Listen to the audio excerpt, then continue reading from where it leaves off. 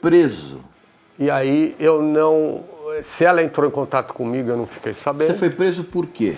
Porque eu estava trabalhando já, acho que é o quarto ou quinto lugar que eu estava trabalhando, num lugar chamado Deep Pan Pizza, em Leicester Square. Tá. Leicester Square, um lugar super agitado. E eu trabalhava de manhã e de tarde. Aí um amigo meu, marroquino, chegou para mim e falou, olha, eu arrumei uma gata, que eu vou querer sair com ela, só que ela só pode sair amanhã de noite. E você pode trocar comigo? Em vez de você trabalhar de manhã, você trabalha de noite e eu vou no teu lugar de manhã. Assim eu posso sair com a menina. Eu falei, tudo bem, eu faço esse favor para você. Saí do trabalho, sei lá, 1h30, 2 da manhã, peguei o ônibus em Trafalgar Square, que é tipo uma Praça da Sé, que tem ônibus direto, né? E vim para minha casa. Desci com o pacote com a minha camisa da pizzaria. E tô indo na minha rua, ninguém, né? 3 da manhã em Londres, não tem ninguém na rua, não é que nem aqui. Aí passa a polícia. Eu falei, puta que pariu. E eu com o passaporte vencido, né? Porque eu podia ficar 6 meses. Tá. Eu já estava 1 ano, né? Tá. Aí ele volta, me para. Boa noite, desculpa, super educados, né? Desculpa o incômodo, mas você tá vindo da onde? Eu falei, da casa de uns amigos. Mas você veio que pegou o ônibus aonde? Eu falei, Trafalgar Square. O que você tem na sacola? Eu falei, não é nada, né? Eles viram a camisa da pizzaria. Você não é inglês? Não. O que você é? Brasileiro. Tá com o passaporte aí? Eu falei, não. Onde está seu passaporte? Em casa. Vamos para casa. E me colocaram no camburão, uma lanterna no meu olho. E normalmente, quando eu chegava de noite em casa, morava eu, Nelson, e sempre tinha festa. Cheio de gente, todo mundo alucinando. Às vezes eu não conseguia nem chegar onde estava a minha cama. Eu falei, puta que pariu, eu vou chegar com a polícia, 3 policiais. Em casa, mas vai com rodar. aquela festa, vai todo mundo preso, né? Aquele dia, e a gente morava no último andar do lugar, era o quarto maior que tinha, né? Abri a porta, o Nelson deitado, coberto até aqui, assim. E ninguém. Não tinha ninguém aquele dia. Eu falei, olha que sorte. Aí eu entrei, olhei pra ele, tipo, fudeu, né? Os caras já entraram comigo, aí já viram um monte de coisa ali. E dali fomos. Você e o Nelson? Porque O Nelson também estava ilegal, né? Se eu estava ilegal 6 meses, ele estava 11 meses ilegal, né? E os comprovantes de que a gente estava trabalhando, que é ilegal também. Sim. E aí fomos para a delegacia. E passamos a noite na delegacia. E no dia seguinte de manhã, chegou um advogado e falou, olha, eu estou a favor de vocês. E o meu conselho é o seguinte, vocês falem que vocês querem voltar para o Brasil. Porque vocês vão esperar o resultado presos. Se vocês falarem que querem ficar aqui, vocês vão ficar muito tempo presos. Então vocês têm que falar que vocês querem voltar. Aí nós saímos da delegacia de Fulham, que se não me engano é a mesma delegacia que o Mick Jagger e o Keith Richards tinham sido presos nos anos 60, que era tudo aqui naquele bairro. E aí fomos para casa pegar nossas coisas e de lá já fomos para a prisão de Heathrow. E lá nós ficamos presos em Heathrow. Alguns dias. Pegaram o Nelson e desapareceram com ele. E eu fiquei sozinho lá. Conheci todo mundo lá. E depois me tiraram, me levaram para uma outra prisão e daquela prisão me levaram para Ashford, que era uma prisão um pouco afastada de Londres. Aí você está sozinho, algemado com o guarda, dentro do carro, com os discos. Com os discos? Eu tive que pegar minhas coisas, sim, né? Tá. Com os discos e os pratos. Deixei um monte de coisa lá. Foi o que é mais importante para mim? Os discos e os pratos. Acho que eu pensaria a mesma coisa também. E lá fui eu para Ashford. Cerca eletrificada, tirei foto de perfil de frente, número no peito. E lá encontrei o Nelson. Bom, aí ficamos... Essa passagem aí dessas 3 prisões que eu fiquei, mais ou menos um mês. Aí voltamos para Heathrow e de lá para o Brasil. Vocês foram deportados. Deportados. Né? Até hoje, várias pessoas me perguntam por que eu saí do White Snake. Eu sempre falo... Mas isso é cascata da revista, porque, não tem... Sim. Não tinha cabimento colocar um negócio desse, porque você jamais seria aprovado por uma banda sem fazer a audition. Um teste, né? Mas na cabeça deles eu tinha feito, né? E eu sei que até hoje isso daí me rendeu, assim... Aí, depois disso, né? Não existia golpe, né? Aí eu montei o golpe, aí logo em seguida saiu de uma certa forma você montou o golpe para capitalizar isso, né? Não, foi o contrário, né? Isso ajudou a dar um impulso no golpe. Isso ajudou, porque toda entrevista que eu dava para falar do golpe ou do primeiro disco do golpe, era essa pergunta. Por que você saiu do White Snake para montar uma banda de rock no Brasil? Cara, que absurdo. Essa era a pergunta que eu mais ouvia. Que pergunta absurda. Eu sempre fui honesto, sempre falei, eu não saí do White Snake porque eu nunca entrei no White Snake. Existia a possibilidade de eu fazer uma audição, que como eu fui preso, não deu. E pouca gente sabe que, na verdade, cara, o mentor do golpe de Estado foi você. Foi meio sem querer, mas sem querer querendo. Porque eu queria fazer uma banda que a gente conseguisse expor as influências individuais, né? De uma maneira que tocasse músicas próprias. Quando você montou o golpe de Estado, você também fez audições ou você já sabia quem ia entrar? Mais ou menos, porque isso tem a ver com a volta da Inglaterra.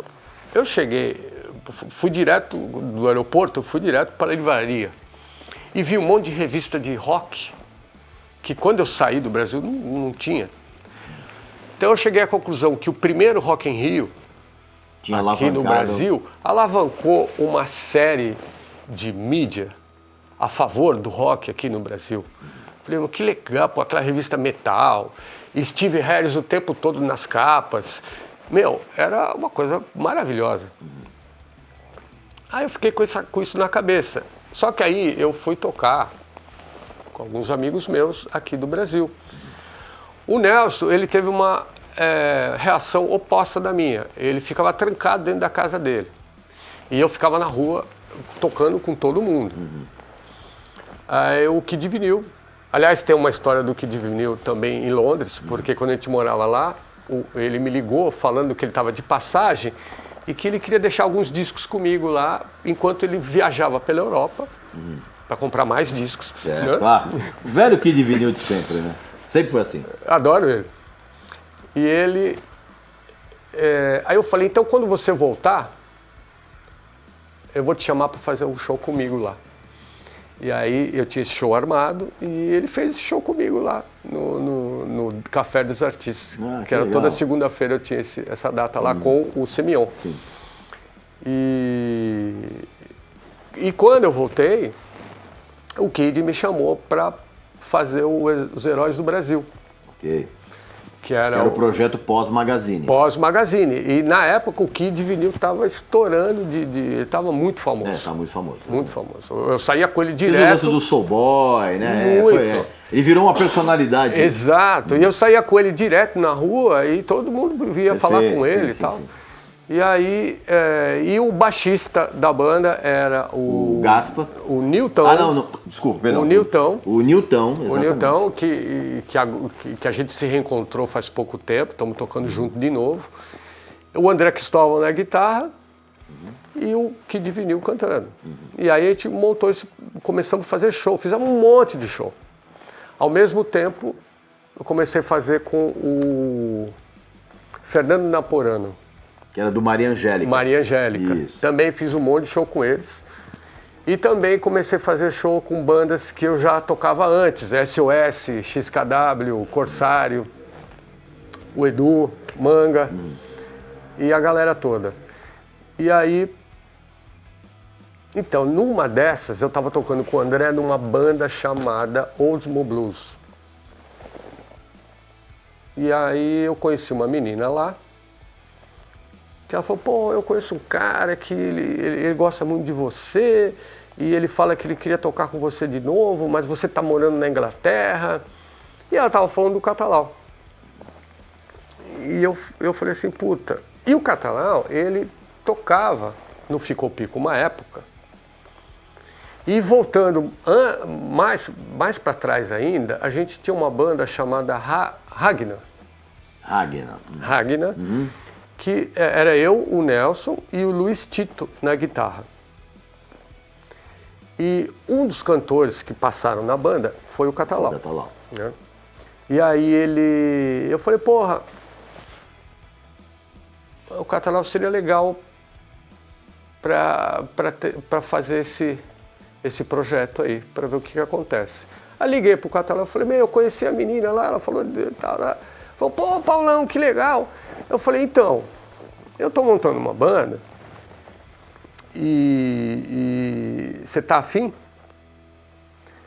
Ele falou, tô indo para aí. Desligou o telefone, veio em casa com o violão e ali nós começamos a fazer alguma coisa.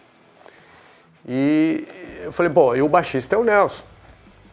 O Nelson morava no 5º andar e eu no 2º. Então, a gente ficava um pouco na minha casa, um pouco na casa do Nelson, ficava... E ali a gente começou a desenvolver algumas músicas, alguns temas. Que entraram no primeiro disco já. Só que a gente começou a relembrar coisas que a gente tinha feito com o Ragnar. Onde o guitarrista era o Luiz Tito, Luiz Tito de Palma. Esse Luiz Tito, ele fez altos riffs que foram usados no primeiro disco do Golpe. Em que músicas, por exemplo? Society, que é a música que abre o disco. Tá. E a outra música que eu quero citar, que se chama Janis, entrou no Nem Polícia Nem Bandido. Com esse título mesmo, Janis. Não me lembro o nome, não lembro o nome. Aí é pedir demais. Tá bom, ok. O que eu posso fazer é procurar a fita cassete do ensaio que eu tenho, que está bem gravada. Relaxa, tudo bem. Então, eu acho que o Golpe, ele começou mesmo em 79, na casa do Tito. Ali foi um embrião, né? Ali que quer dizer, na verdade, então, o núcleo do Golpe de Estado que começou a partir de você, com o Catalão, e depois entrou o Nelson. Quer dizer, o Elcio entrou por último. Não tinha Elcio, era só, o guitarrista era o Catalão. O guitarrista era o Catalão. Exatamente. Tá.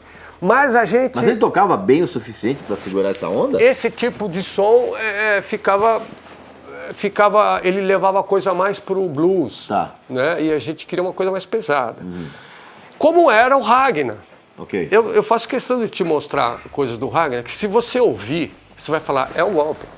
Entendi. É igual. Já era o embrião naquela época. O embrião realmente foi o Ragnar em 79, mais ou menos, com esse guitarrista, o Tito. Só que o Tito, ele desistiu e parou de tocar guitarra. E aí cada um, né? A gente sempre com um monte de banda tocando e tal. Então começou ali. E a gente começou a conviver muito com o Catalão também. No Ficou Pico. Mas no Ficou Pico não era autoral. Certo. A gente fazia um monte de sons, né? E só que a intenção de eu ter chamado o Catalão era de fazer uma coisa autoral. Certo. E aproveitando também aquele boom que o Rock in Rio deu. E aí nós três começamos a arranjar as músicas, a lembrar essas músicas da época do Ragnar. Ok. E às vezes a gente ia pra casa do Catalão, onde ele tinha uma bateria eletrônica que eu ficava tocando. Nossa, eu lembro dessas baterias eletrônicas da época. Não. Era rudimentar. Eram pads, era um pad. Era o pad da Simmons, não era? Não, era um pad quadrado com alguns pads pequenos dentro. Ok, tá. Né? Eu nem me lembro de onde surgiu aquele pad. Eu sei que a gente ficou fazendo algumas coisas ali. A coisa foi crescendo, né? E aí eu conheci alguns guitarristas que eu achava que poderiam se encaixar.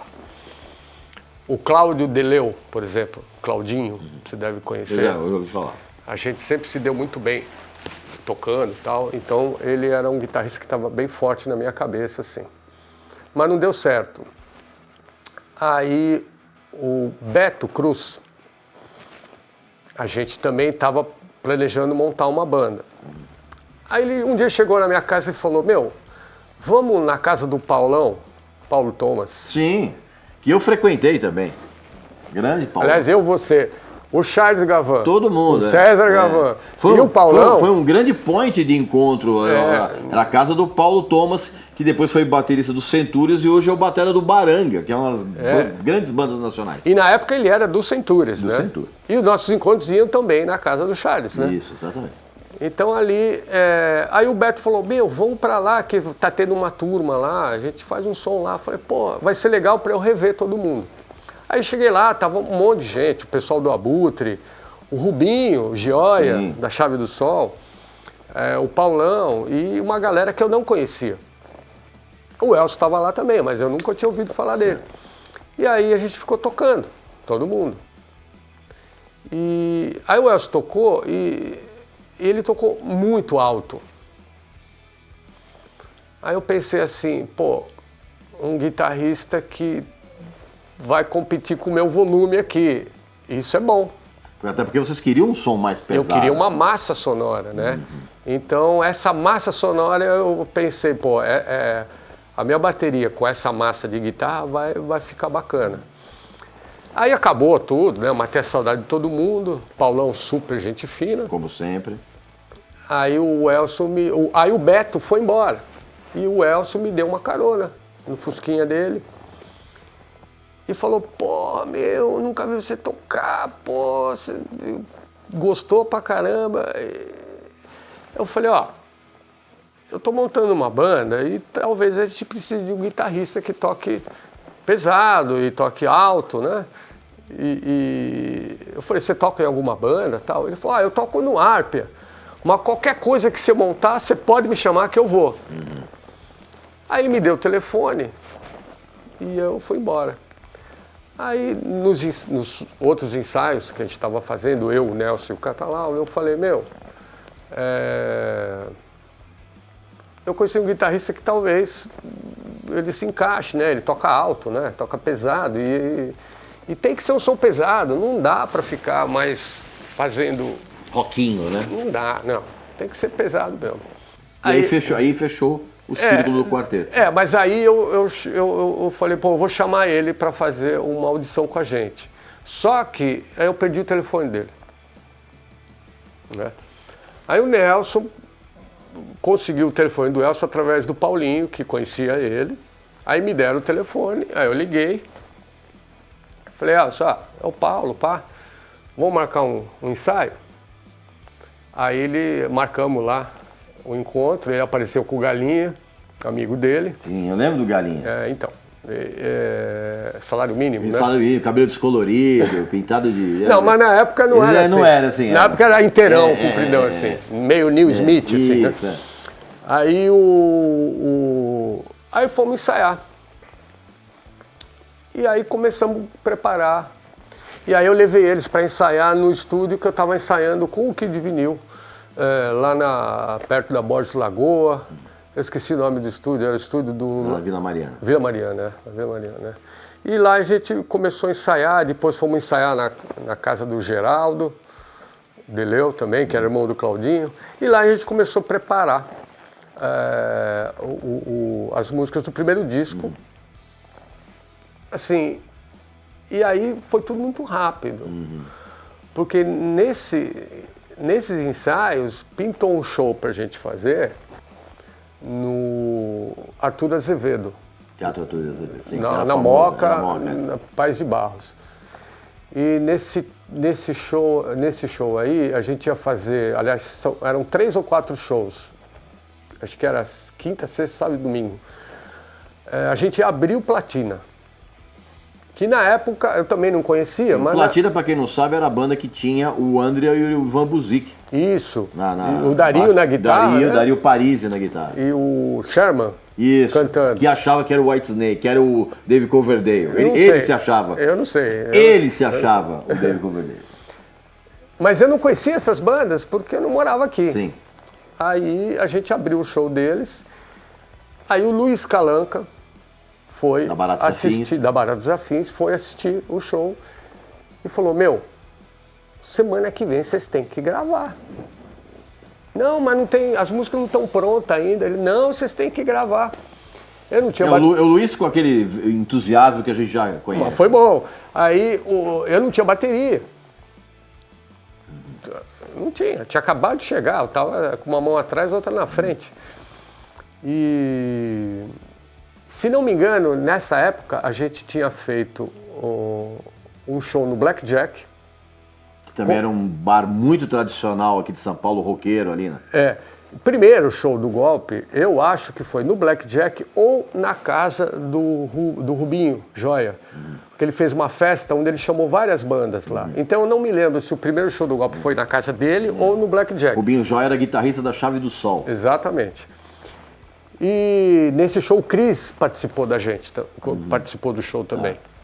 Eu tenho uma fita. Legal, isso é interessante.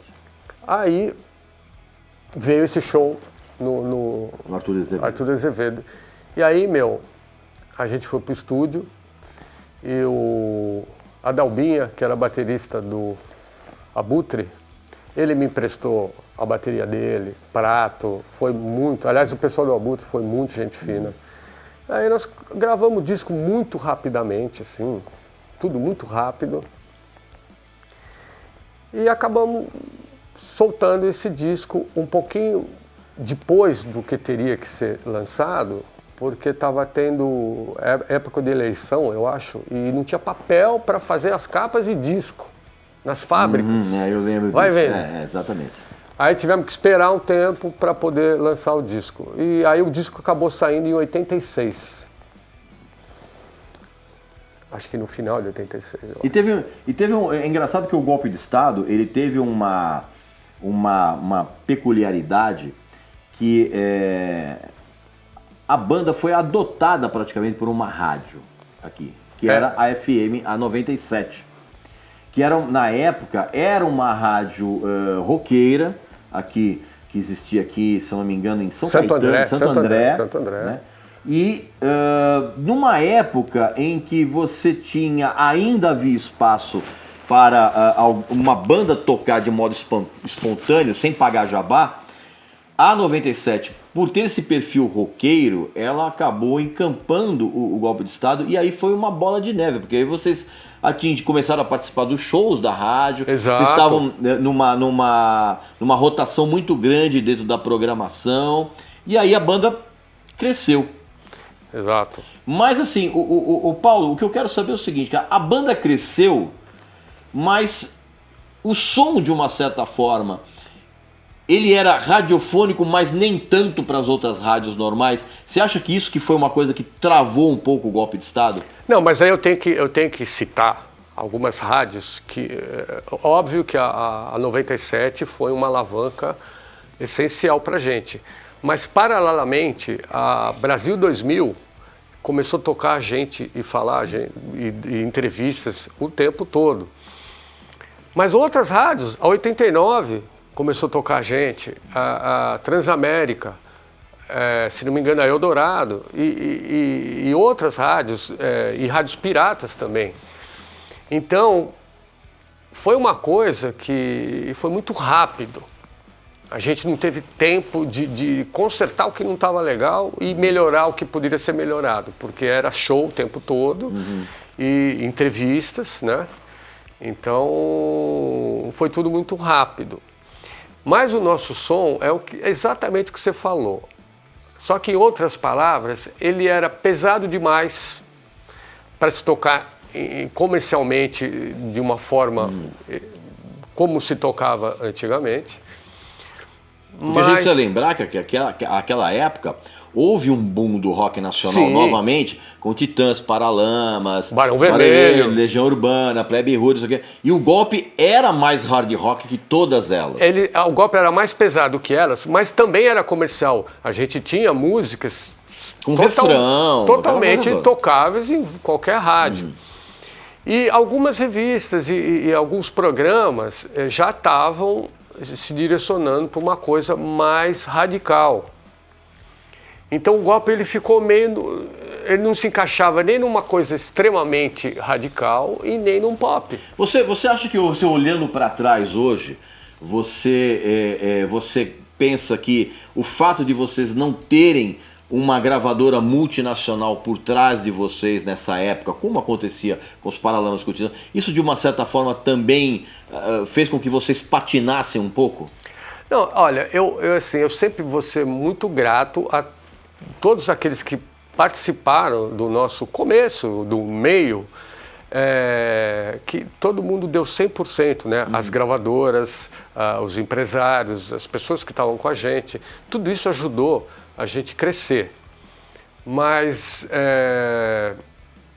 talvez, se tivesse uma multinacional, a coisa teria sido o Brasil inteiro mais rápido. Vocês chegaram a receber proposta de gravadora multinacional na época? Não, o que aconteceu foi que a gente já estava no segundo disco do golpe com a Baratos Afins. Com a Baratos Afins. O André Cristóvão tinha assinado com a Eldorado e ia lançar um disco solo dele. Para fazer o Mandinga. Mandinga, isso. Exatamente. E a gente estava com um contato muito bom com a 97. Aí a gente apresentou o André e o trabalho dele para começar a tocar na 97. O André, aí ele convidou a gente para entrar na Eldorado. E ele fazendo a produção. Isso seria o terceiro disco do golpe. Aí a gente acabou assinando com a Eldorado. O André e o Alexandre Fontanetti foram os produtores desse disco, Nem Polícia Nem Bandido, pela Eldorado. Então, a entrada da Eldorado foi por intermédio do André. Aí nós lançamos 1, 2, 3 discos pela Eldorado. Aí aconteceram vários problemas, não com a gravadora, e sim internamente. Aí o Paulinho estava trabalhando na Paradox Music. Sim. E ele convidou a gente para fazer um disco ao vivo lá, que seria o 10 anos ao vivo. E aí nós assinamos com a Paradox para gravar esse disco ao vivo. Então, a princípio, foram essas 3 gravadoras. Quando o Kiko entrou, aí a gente gravou para poder pela Unimar. E aí foi isso.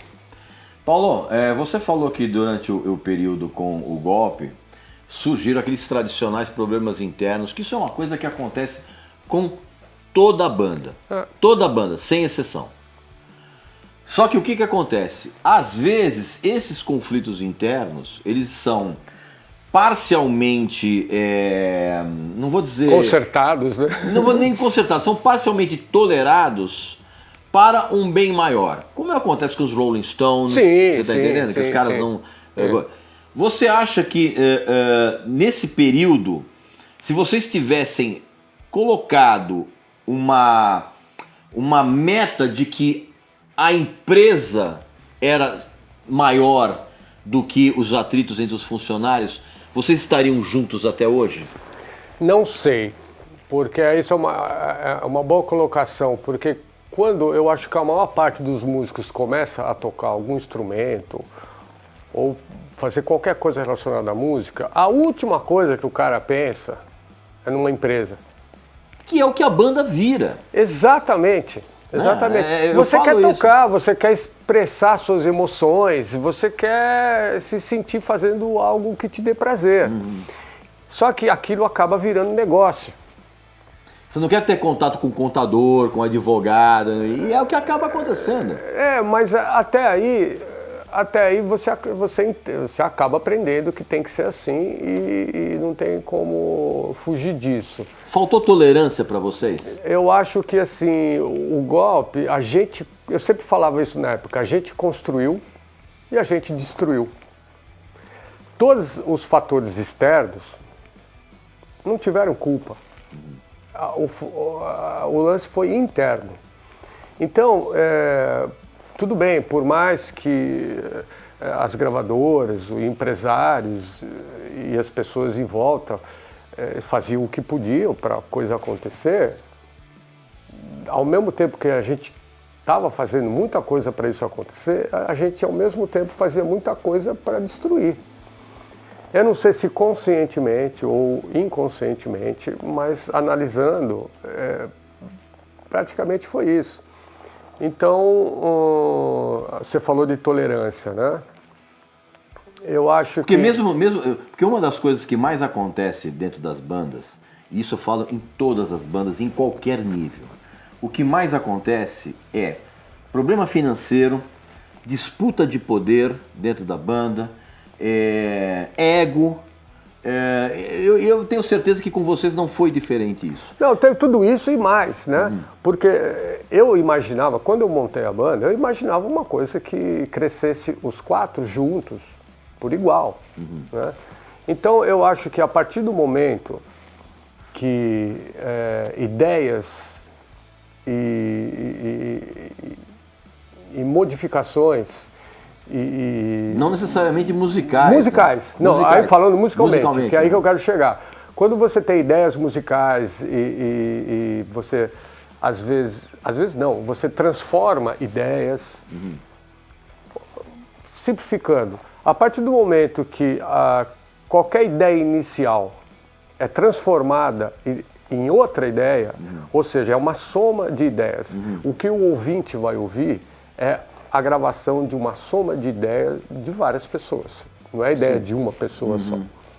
A partir de que... Então, nesse sentido que eu falo, eu, por exemplo, defendo a tese que quando você tem uma... Não sei se foi isso que aconteceu com o golpe, mas quando você tem, por exemplo, um esboço de canção em que os outros integrantes da banda colaboram para que esse esboço de canção se transforme na música que a gente ouve, o crédito é coletivo. Eu acho que você pensa assim, eu penso assim, muita gente pensa assim, mas eles não pensavam assim. No golpe de Estado não acontecia isso? Não acontecia isso. Teve 2 discos que isso aconteceu, que foi o Forçando a Barra, onde o Forçando a Barra e o Zumbi, onde os créditos foram todos iguais. Certo. Né? Então, composições, arranjos e letras, golpe de Estado. Coletivamente. Que é o justo. Mas nos outros discos não foi assim. Então, esse tipo de coisa, você acaba falando, pô,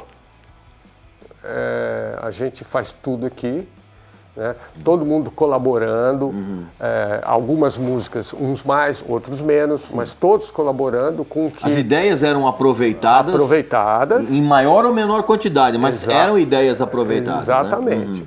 Então, eu não posso falar deles, eu posso falar de mim. Então, a maioria das minhas ideias que eram aproveitadas, e muito aproveitadas, eu não ganhava nenhum crédito por isso. Tá. Entendeu? Isso é uma coisa muito comum, viu, Paulão? Muito comum. Infelizmente é muito comum. Então, eu acho assim, a banda começou a crescer e aí começou a aparecer as verdadeiras intenções de cada um. E aí eu amava o golpe de Estado. Então isso foi uma puta desilusão para mim, entendeu? E aí eu comecei a falar, poxa, não é bem assim então, né? Então eu vou começar a cuidar da minha vida. De uma certa... Sem parar o golpe. Você já tinha... Não, okay. Eu tô falando... aonde caiu a minha ficha foi no Nem Polícia Nem Bandido, quando a gente fez quando a gente entrou no Eldorado. Ali que eu me senti, tipo, ó, tá tudo legal, mas você não. Fica tocando bateria aí que tá bom. Olha, eu não tenho nada contra uma banda em que o baterista é só o baterista da banda. Nenhum problema com isso. Mas não era o meu caso. Sim. Então eu me senti assim, meio de lado, né? E eu falei, pô, isso não é justo, né? A gente está crescendo junto aqui, por que na hora que a gente assina com o Eldorado, eu vou ser descartado assim, né? Então, aí eu fiquei sozinho, me senti sozinho na banda. Aí você se abriu para outras Mas ainda nessas gravações do disco, teve muita briga. Depois você pode conversar com o André e com o Alexandre, que eles sabem como é que foi. A proposta ali era que eu gravasse uma música por noite. Para depois que eu gravasse tudo, aí viria a guitarra. Sim, você faria, como a gente gravava naquela época, né? Um instrumento cada vez.